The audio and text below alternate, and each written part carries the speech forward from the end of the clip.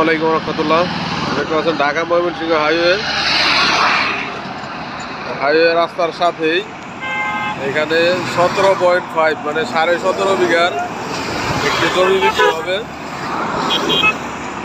জমিটা হচ্ছে যেটা টোটাল জমির পরিমাণ হচ্ছে 17.5 বিঘা। এই ডিমার্কেশন করা আছে, চতুর্থ সাইডে ডিমার্কেশন করা আছে। এটা রাস্তা ঢাকা ময়মনসিংহ হাইওয়ে।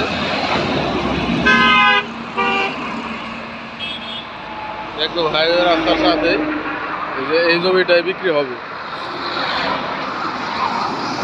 জমির পরিমাণ হচ্ছে 17.5 বিঘা। পিছনে ওই